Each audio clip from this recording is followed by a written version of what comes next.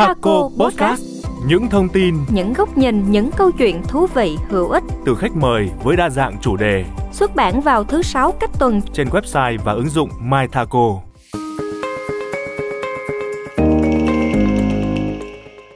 Chào mừng quý lãnh đạo và quý anh chị đến với Thaco Podcast. Tôi là Ngọc Luân, sẽ đồng hành cùng với quý lãnh đạo và quý anh chị trong tập podcast ngày hôm nay. Thaco Podcast sẽ phát sóng vào thứ 6 cách tuần trên website mythaco.vn và ứng dụng My Thaco. Tập Thaco Podcast số 10 hôm nay được phát sóng cũng nằm trong tháng 10 và Ngọc Luân sẽ cùng mang đến cho quý vị những chia sẻ về chủ đề mà Luân nghĩ rằng rất phù hợp với tháng của phái đẹp, của những người phụ nữ mà mình yêu thương. Nhà thơ Huy Cận từng viết: "Chị em tôi tỏa nắng vàng lịch sử, nắng cho đời, nắng cũng cho thơ, để ca ngợi những người phụ nữ Việt Nam." Nét đẹp của người phụ nữ Việt được ca ngợi không chỉ nằm ở nhan sắc bên ngoài, mà còn ở tài năng, trí tuệ và những đức tính đáng quý. Tại Thaco, trong tổng số 60.000 nhân sự trên toàn hệ thống, nữ cán bộ nhân viên chiếm tỷ lệ 29%.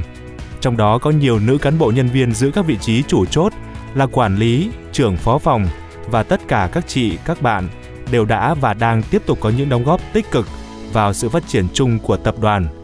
Và trong tập podcast hôm nay chúng ta sẽ cùng nghe chia sẻ của những bông hồng tại Thaco nhé. Trước khi đến với phần trò chuyện hôm nay, kính mời quý vị cùng lắng nghe phần điểm tin với những nội dung như sau. Thúc đẩy ngành công nghiệp bứt tốc, hoàn thành mục tiêu tăng trưởng. Báo cáo điều tra xu hướng sản xuất kinh doanh hàng quý của Tổng cục Thống kê cho thấy, các doanh nghiệp ngành công nghiệp chế biến, chế tạo, hoạt động sản xuất kinh doanh dự báo quý 4 năm 2023 khả quan hơn quý 3 năm 2023. Cụ thể có 76,3% doanh nghiệp đánh giá hoạt động sản xuất kinh doanh quý 4 năm 2023 tốt hơn và giữ ổn định. 23,7% doanh nghiệp đánh giá hoạt động sản xuất kinh doanh khó khăn hơn. Nông sản Việt đối mặt nhiều rào cản thương mại. Xuất khẩu nông sản Việt Nam đang trên đà tăng trưởng mạnh mẽ, đặc biệt là nhóm hàng trái cây, rau củ quả. Tuy nhiên, nông sản Việt sẽ đối mặt với nhiều rào cản thương mại, chính sách nhập khẩu của các nước với nhiều yêu cầu khắt khe về chất lượng và an toàn thực phẩm, truy xuất nguồn gốc. Do đó, Việt Nam cần có các giải pháp đồng bộ hỗ trợ toàn ngành nông nghiệp, phát triển theo chuỗi chế biến để đảm bảo những tiêu chuẩn chất lượng của sản phẩm. Hàng loạt ông lớn ngành bán lẻ tăng tốc mở rộng quy mô. Thị trường bán lẻ Việt Nam được đánh giá dần trở nên sôi động hơn vào quý 3 với nhiều dự án mở mới trên khắp cả nước. Bên cạnh đó, thị trường bất động sản bán lẻ tại Hà Nội và thành phố Hồ Chí Minh nhờ vào nguồn cầu ổn định và nguồn cung mới hạn chế nên tiếp tục ghi nhận mức tăng trưởng tốt về giá thuê.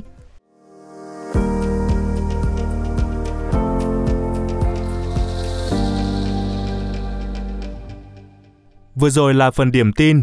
Và ngay sau đây, kính mời quý lãnh đạo và quý anh chị cùng lắng nghe phần chia sẻ của các vị khách mời hôm nay. Tập Thaco Podcast hôm nay hân hạnh mời đến đây 3 vị khách mời vô cùng xinh đẹp và tài năng.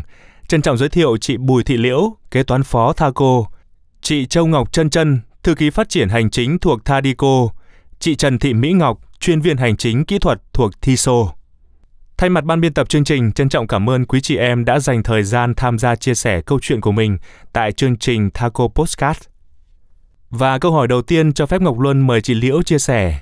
Là một trong những nữ cán bộ nhân viên có thời gian gắn bó nhiều năm với Thaco, chị có thể cho biết cảm nhận cá nhân về vai trò của nữ cán bộ nhân viên đối với sự phát triển của tập đoàn trong thời gian vừa qua không ạ?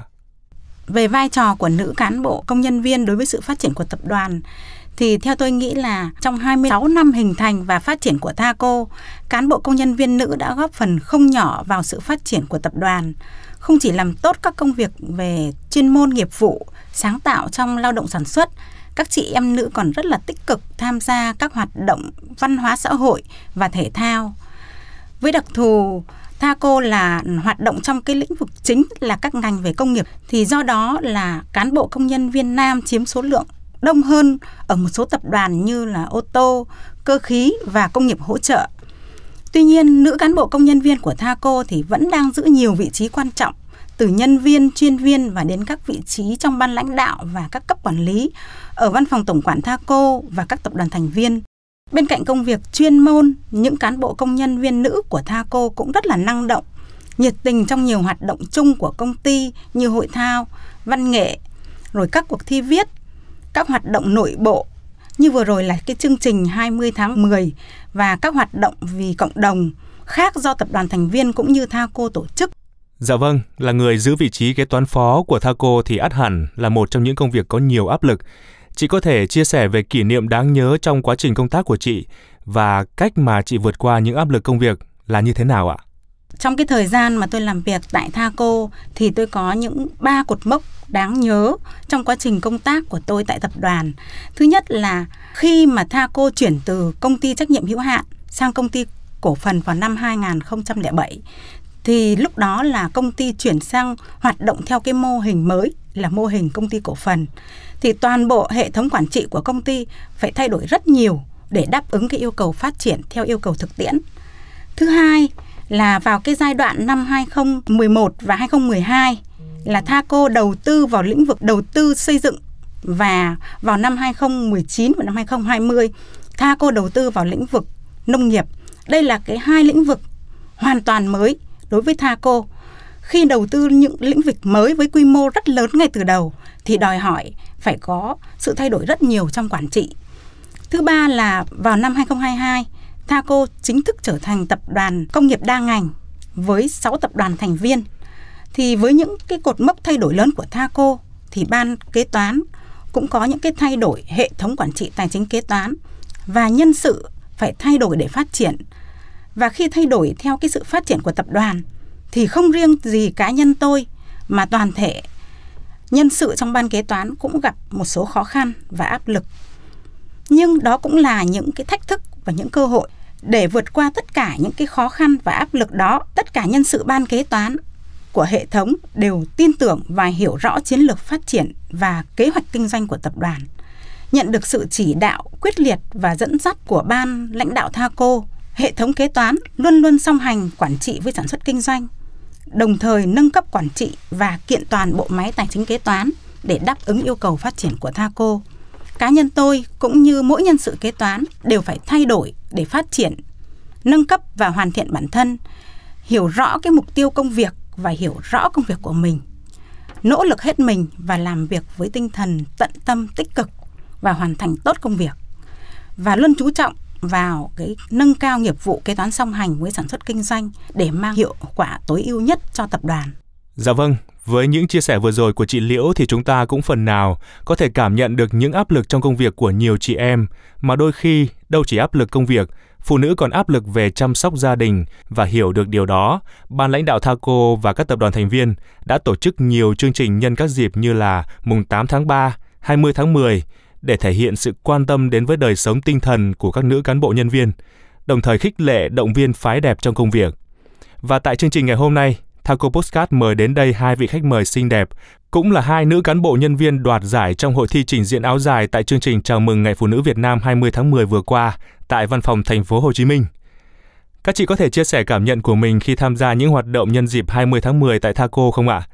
Xin mời chị Trân chia sẻ. Trân cảm thấy rất vinh dự và tự hào khi được tham gia vào những hoạt động tôn vinh phụ nữ tại công ty mình.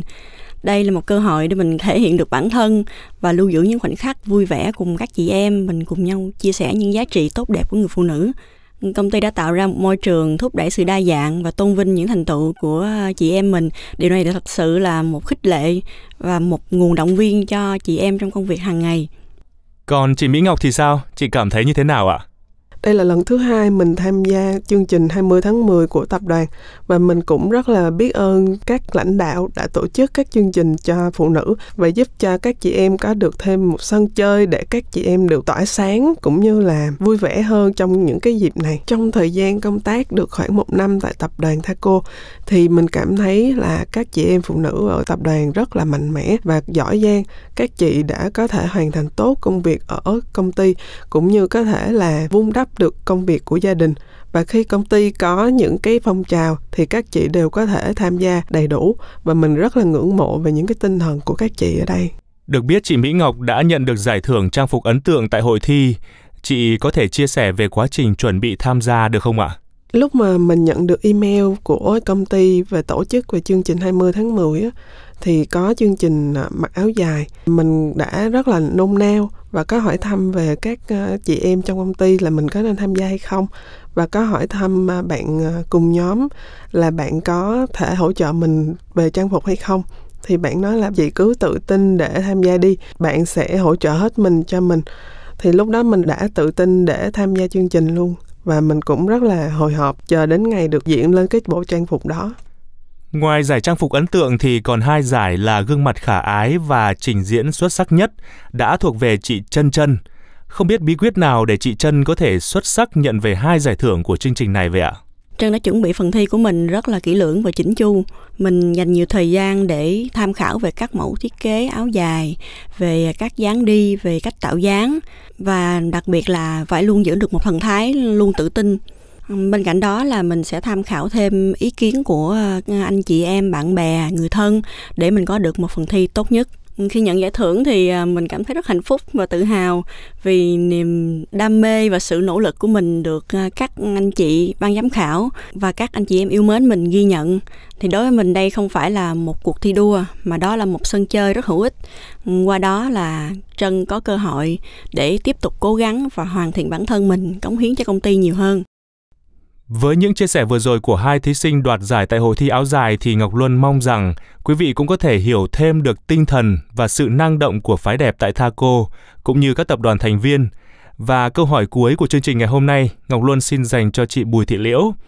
Thưa chị, để có thể phát triển và trở thành nhân sự tiềm năng tại Thaco, đòi hỏi mỗi người cần đáp ứng tiêu chí, tiêu chuẩn nhân sự.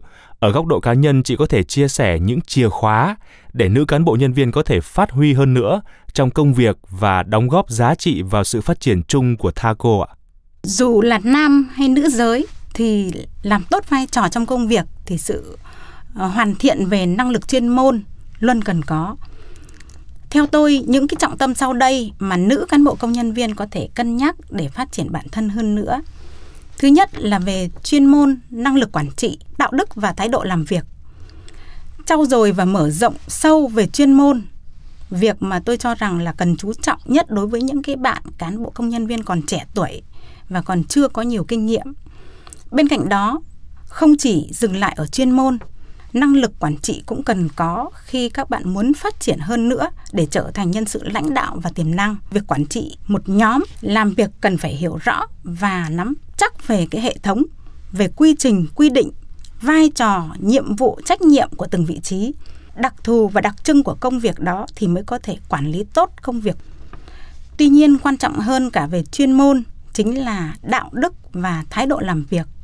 Ở Thaco chúng ta thì có triết lý 8T và thường tất cả những cái nhân sự mới đều được nghe và học khi mà hội nhập.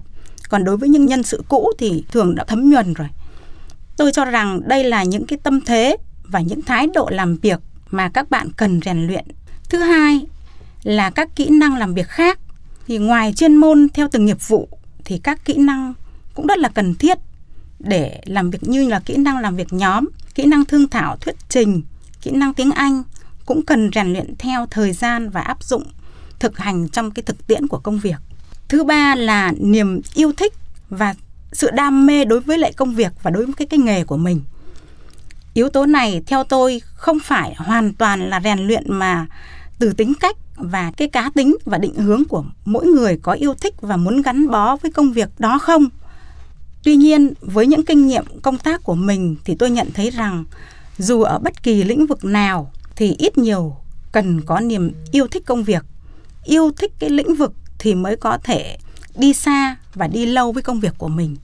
Và đôi khi mình làm hết lòng, hết sức với công việc thì mình mới nhận ra mình yêu thích và phù hợp với công việc hay không. Nói thêm một chút là tuy ở Thaco thiên về nhiều cái ngành nghề kỹ thuật nhưng không hoàn toàn như vậy.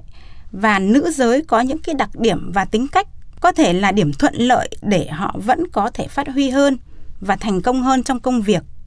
Là họ có những đức tính như là sự kỹ lưỡng, sự chăm chút, sự kiên trì, nhẫn nại và sự mềm mỏng, linh hoạt trong xử lý công việc. Xin cảm ơn chương trình đã cho tôi dịp chia sẻ những cái suy nghĩ vừa rồi. Cảm ơn ban lãnh đạo và các bạn đã lắng nghe. Chân thành cảm ơn quý chị em đã có mặt tại chương trình Thaco Podcast hôm nay và mang đến những chia sẻ rất gần gũi vừa rồi.